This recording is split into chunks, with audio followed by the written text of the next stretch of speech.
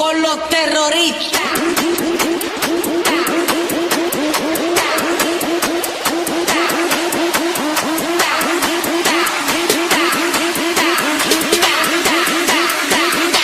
And do the Harlem Shake.